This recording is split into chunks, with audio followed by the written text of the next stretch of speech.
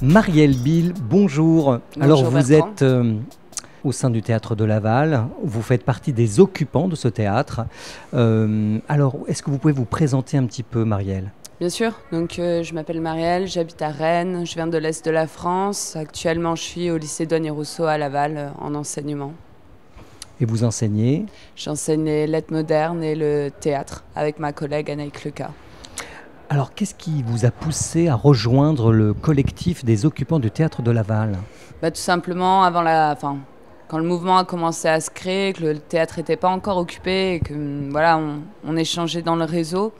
Moi, j'étais convaincue des bienfaits d'une occupation et de faire entendre, quelque part une souffrance qui a lieu notamment depuis le premier confinement en mars 2020. Au sein de la culture, mais pas que.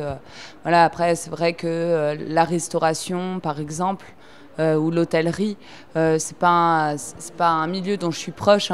J'aime bien les hôtels de luxe, mais je dois économiser pour y aller. Donc la culture, c'est davantage mon quotidien, et donc c'est pour ça que je suis ici. Voilà. D'accord. Alors est-ce que personnellement, qu'est-ce que vous attendez du collectif? Moi, ce que j'attends d'un collectif ou d'une communauté, c'est que ce que l'individu exige des autres, il l'applique à soi-même.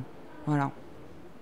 Et vous pensez que vous retrouvez ça là en ce moment Je avec pense vos que camarades? je le retrouve parfois moins, parce que tout simplement, quand on vit 24 heures sur 24 dans un lieu où on est les bienvenus dans une certaine mesure, puisque nous sommes quand même en occupation d'un lieu public, il y a une certaine fatigue.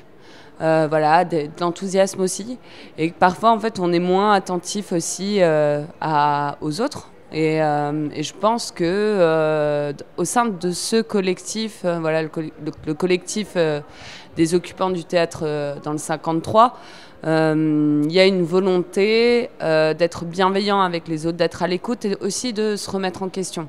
Donc je crois qu'il est bien parti pour durer, tant en tout cas que les revendications ne seront pas entendues par ceux qui peuvent modifier en fait la situation actuelle. Et qu'est-ce qui fait sens pour vous dans cette occupation? Qu'est-ce qui fait sens dans cette occupation? Déjà, la Mayenne, c'est un des départements des Pays de la Loire. On n'a pas la plus grosse structure théâtrale qu'on ait ici, c'est la scène nationale Le Carré à Château-Gontier. Néanmoins, Laval est le chef-lieu de la Mayenne. Le théâtre de Laval est au cœur, ou pratiquement, de la ville de Laval.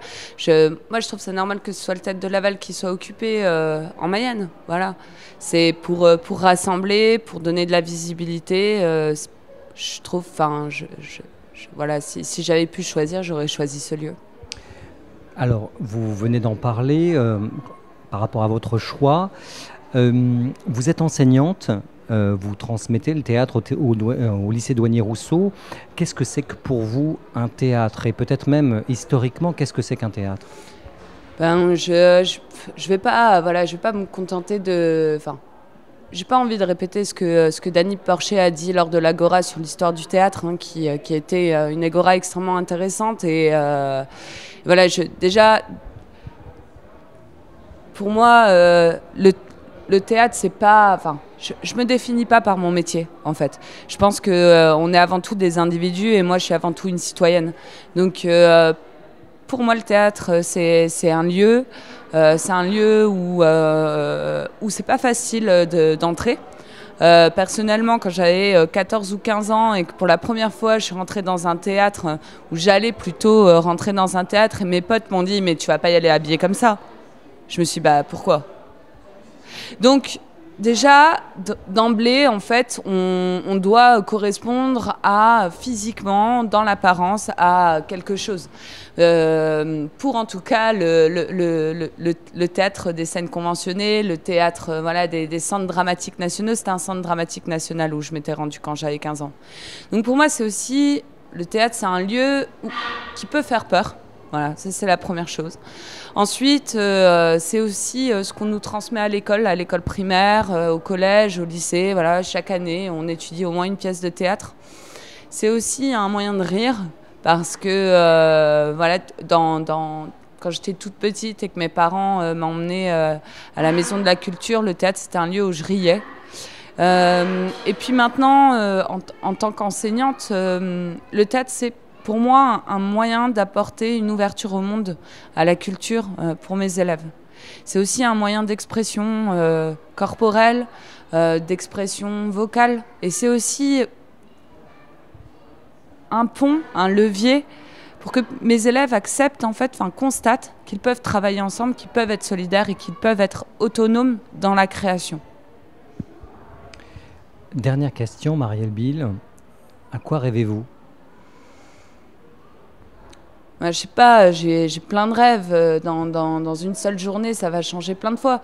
Voilà, j'ai grandi en Moselle, donc même si mes parents sont athées, j'ai quand même grandi avec le catholicisme. Alors je rêve d'être une princesse qui rencontre un prince et on a des enfants et on vit dans un château.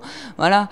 Je rêve aussi de dormir sous les ponts et de rencontrer des gens extraordinaires. Je sais pas, je rêve en fait de pouvoir vivre.